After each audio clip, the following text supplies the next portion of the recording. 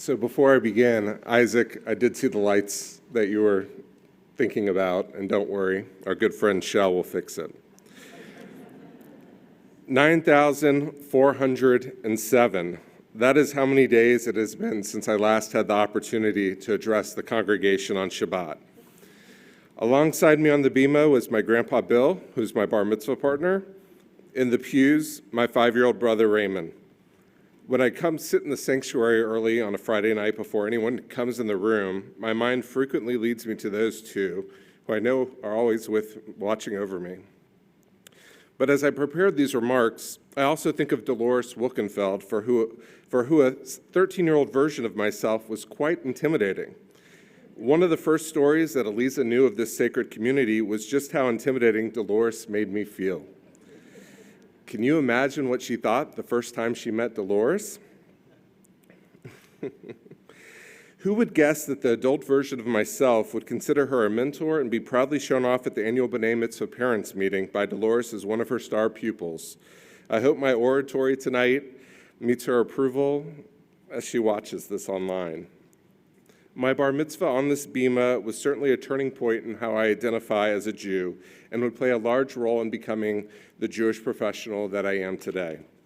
It launched me on a path to international BBYO service where I met Eliza and grew as a leader, and to Sam Houston where I started a Hillel and found my calling, even if not sports broadcasting as originally intended. Fast forward to 2013, Eliza and I love the New Orleans lifestyle, but we are looking for a change and to grow a family. And as luck would have it, Emmanuel was seeking change as well. They wanted for the first time an engagement professional. Outreach was the buzzword at the time, and it seemed up my alley. This was further verified when I came in quickly for my interview. I felt back at home, and the tables of Felt Hall were lined with New Orleans street signs for a Diane Pouchette planned sisterhood function. While I knew crawfish would not be on the menu later that evening, those decorations and the familial feel of being back in this building served as a sign that we were making the right move. Not even a year into my tenure, I was presented an opportunity to become the program director of Emmanuel. I presumed the synagogue would have looked elsewhere and may have even had a few suggestions of my own at the time. But the leadership knew more than I did about my own capabilities. More importantly, I had the blessing of Myra Lipper, who served in this role for 35 years.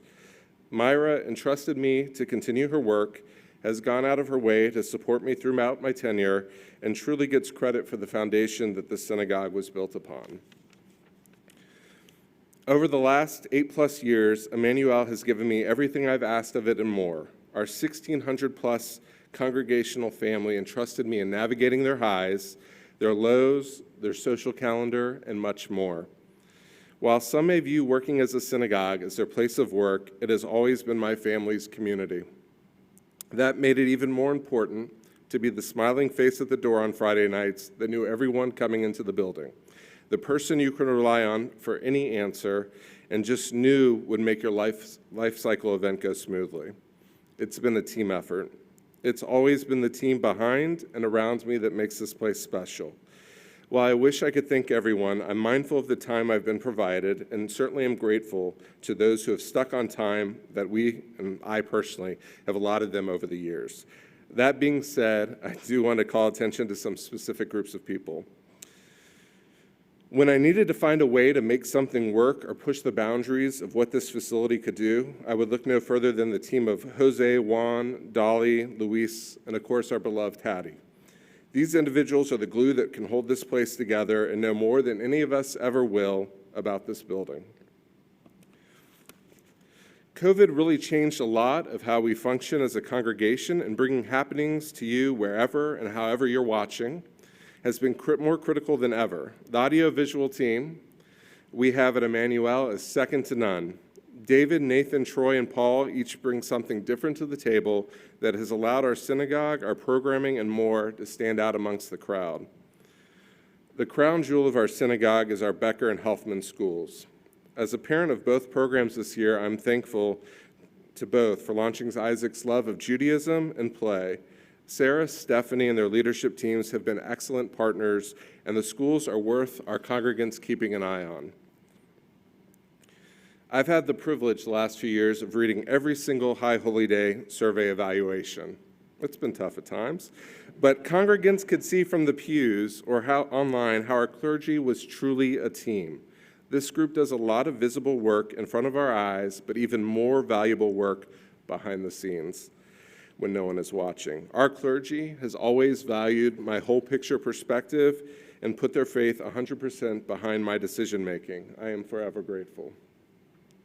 To the rest of the staff, both past and present, please know that you've each played a role as thought partners, collaborators, and of course, for being Isaac's extended family. Lastly, I'd like to thank my family. My mother-in-law, Madeline, as Freddie mentioned, came into this community during COVID and has been welcomed with open arms. As a lifelong Jewish professional, she has always understood, supported Annalisa and I through our work as Jewish professionals and lay leaders, and will be instrumental in our upcoming transition.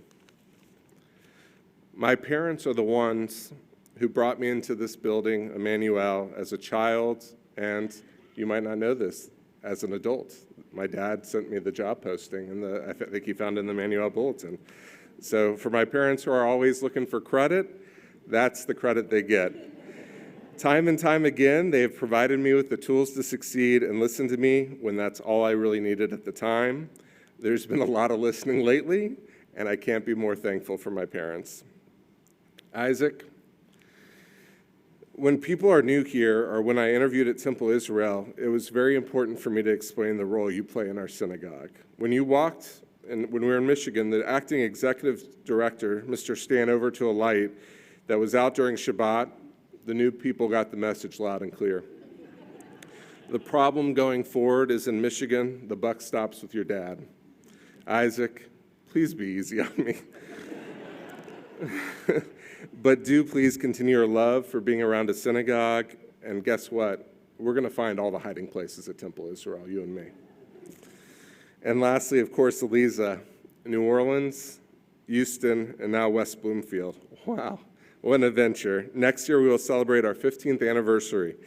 We have been through a lot together, and every day I'm thankful to have you as my partner, friend, and spouse. You have taught us what it means to be an advocate for change, supported Isaac and I through all of our crazy, and loved us forward all the way. None of this would be possible without you. And then, of course, thank you to everyone here in the pews, online, and it's COVID, so however people are watching the replay of this during the time that's most comfortable for them. So I'll be forever appreciative of the support and the platform that my home, Congregation Emanu, has provided me in allowing me to make this jump and prepare for this transition. Thank you, and Shabbat Shalom.